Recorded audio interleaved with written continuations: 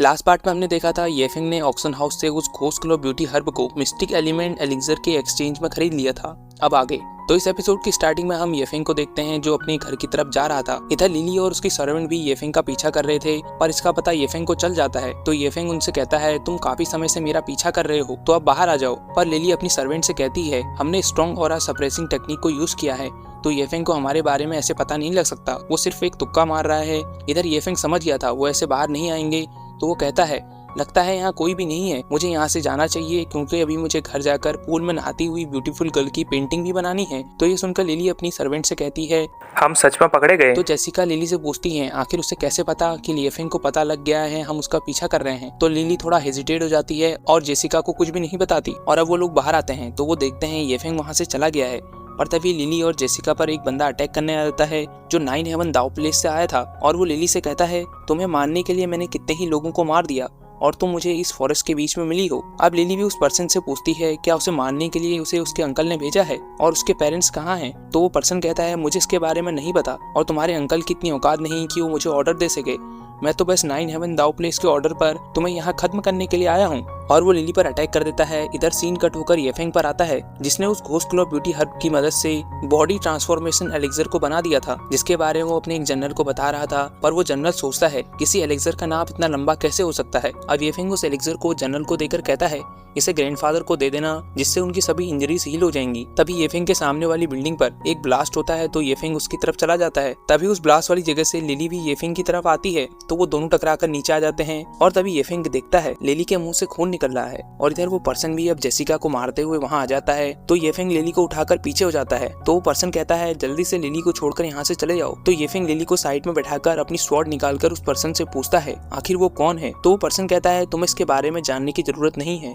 और अपने क्लॉज से येफेंग पर अटैक कर देता है। तो येफेंग उसके अटैक को अपनी स्वॉर्ड से डिफेंड करता है और येफेंग उस पर एक स्लैश अटैक करता है जिससे वो पर्सन पीछे चला जाता है। तो वो पर्सन अपनी पावर को बढ़ाकर अपनी बीस्ट वेन टेक्निक का यूज करके येफेंग पर अटैक करता है और कहता है मैं 9 हेवन दाव प्लेस से आया हूँ। अब 9 हेवन दाव प्लेस का नाम सुनकर तो येफेंग को बहुत गुस्सा आ जाता है और तभी वो अपने सोल वर्ल्ड में उसी सुप्रीम स्क्रप्चर के सामने आ जाता है जहाँ वो सुप्रीम स्क्रप्चर की मदद से एक फॉर्मेशन को सीख लेता है। इधर उस फॉर्मेशन की वजह से अब येफेंग की पावर काफी बढ़ने लगती है और अब जैसे ही वो पर्सन येफेंग पर करता है तो येफेंग उसके अटैक को अपनी उसी सुप्रीम स्क्रप्चर से सीखी टेक्निक एलिमेंट गैदरिंग फॉर्मेशन से आसानी से रोक लेता है, जिसकी वजह से उस पर्सन का अटैक वहीं रुक जाता है और येफेंग की फॉर्मेशन उस पर्सन की स्पिरिचुअल पावर को येफेंग की बॉडी में ट्रांसफर करने लगती है और अब येफेंग अपने एक ही स्वॉर्ड अटैक से उस पर्सन को मार देता है। अब येफेंग जेसिका और लिली को लेकर वहाँ से चला जाता है। इधर सीन येफेंग के कमरे में आता है जहाँ येफेंग ने जेसिका को लिटा दिया था क्योंकि वो अभी बेहोश थी, पर इधर लिली को होश आ गया था। तो वो लिली से उसके कपड़े उतारने के लिए कहता है ताकि वो उसकी बॉडी को हील कर सके और अब अपने गोल्डन नीडल से लिली की बॉडी को हील करने लगता है। इधर कुछ देर बाद अब येफेंग लिली की बॉडी को हील कर देता है। तो लिली येफेंग से पूछती है सिर्फ एक नीडल के लिए तुमने मेरे सभी क्लोथ्स क्यों उतरवाए। तो येफेंग कुछ नहीं कहता। इससे गुस्सा होकर लिली येफेंग पर अटैक करके उसे कमरे से बाहर फेंक देती है। अब येफेंग उसके अटैक को अपनी फॉर्मेशन की मदद से रोकने लगता है और लिली से कहता है आखिर इतनी छोटी सी बात के लिए वो इतना गुस्सा क्यों कर रही है। इधर जेसिका भी होश में आ गई थी जो सोच रही थी लिली जरूर येफेंग को पसंद करने लगी है। अब सीन कट होकर मार्केट में आता है जहाँ येफेंग जेसिका के साथ एक एलिक्सर को सेल करने के लिए आया था। इधर येफेंग मजे से चेयर में बैठकर आराम फरमा रहा था और तभी वो जेसिका को अपने पांव दबाने के लिए कहता है पर जेसिका मना कर देती है। अब येफेंग जेसिका से कहता है क्या तुम्हारी प्रिंसेस लिली ने तुम्हें मेरे सभी ऑर्डर मानने के लिए नहीं कहा है। तो अब जेसिका भी गुस्से में चिढ़ते हुए येफेंग के पांव दबाने लगती है। इधर सीन येफेंग के सामने वाली शॉप पर आता है जहाँ एक लेडी उस शॉप ओनर से कहती है कल तक इस पोशन का प्राइस 4 सिल्वर टेल था पर आज अचानक इसका प्राइस 20 सिल्वर टेल कैसे हो गया। तो वो शॉप वाला बंदा कहता है क्योंकि कल तक तुम्हारा बेटा सही था पर वो आज मरने वाला है तो नेचुरली इस मेडिसिन का प्राइस हाई हो गया है। अब वो लेडी रोते हुए उस शॉप वाले बंदे से कहती है कि वो ऐसा ना करें क्योंकि ये उसके बच्चे की लाइफ का सवाल है। पर वो बंदा उस लेडी और उसके बच्चे को लात मारकर वहाँ से फेंक देता है जिसे येफेंग तुरंत जंप लगाकर पकड़ लेता है और अपने उसी एलिक्सर बोतल से एक एलिक्सर उस लेडी के बच्चे को खिला देता है जिससे उस बच्चे को काफी पेन हो रहा था। पर येफेंग अपनी गोल्डन नीडल का यूज करके उस बच्चे के रेड ऑरा को सप्रेस कर देता है जिसकी वजह से उस बच्चे की स्पिरिचुअल पावर काफी बढ़ जाती है और वो भी अब कल्टीवेशन करने के लायक बन गया था, जो देखकर सभी लोग कहते हैं ये एलिक्सर एक मैजिक एलिक्सर है जिसकी वजह से अब ये बच्चा भी कल्टीवेशन कर सकता है।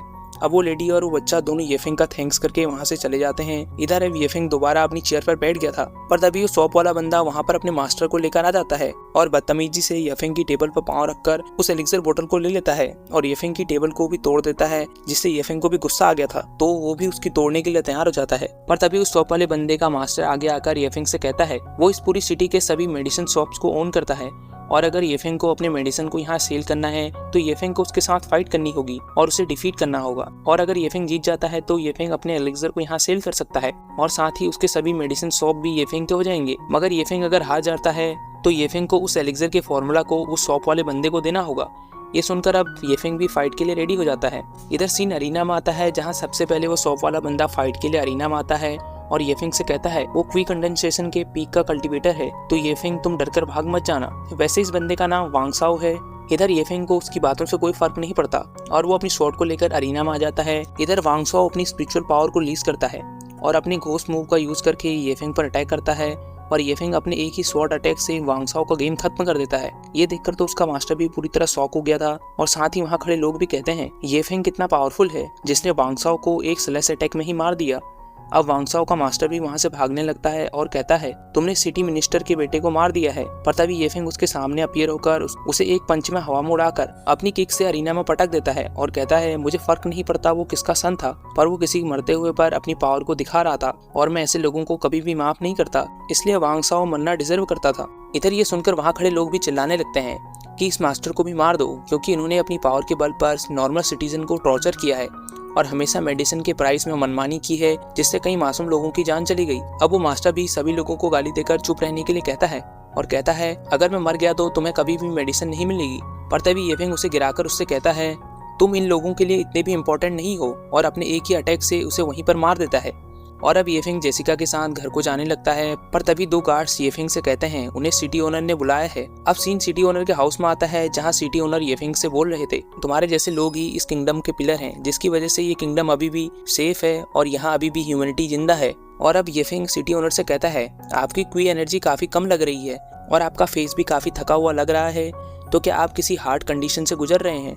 तो ये सुनकर सिटी ओनर कहते हैं तुम सही कह रहे हो और तुमने इतनी आसानी से इसके बारे में बता दिया, इसका मतलब तुम एक काफी स्किल्ड डॉक्टर हो, तो क्या तुम्हारे पास इसका कोई इलाज है। तो येफेंग कहता है उसके पास इसका एक परमानेंट इलाज है। और अब सीन कट होकर ये मेंशन में आता है जहाँ सिटी ओनर ने 10,000 गोल्ड कॉइन को भेजा था क्योंकि येफेंग ने उनकी बीमारी को पूरी तरह खत्म कर दिया था। और अब वो गार्ड येफेंग के ग्रैंडफादर को बताते हैं अब येफेंग को गॉड ऑफ मेडिसिन का टाइटल सिटी ओनर की तरफ से दे दिया गया है, जिसे अब येफेंग के ग्रैंडफादर भी एक्सेप्ट कर लेते हैं। इधर सीन येफेंग पर आता है जहाँ वो उसी सुप्रीम स्क्रिप्चर के अंदर कल्टीवेशन प्रैक्टिस कर रहा था। और इसी के साथ ये एपिसोड यहीं एंड होता है। तो इसका नेक्स्ट एपिसोड में कुछ ही समय में अपलोड कर दूंगा, तो तब तक अपना प्यार बनाए रखें।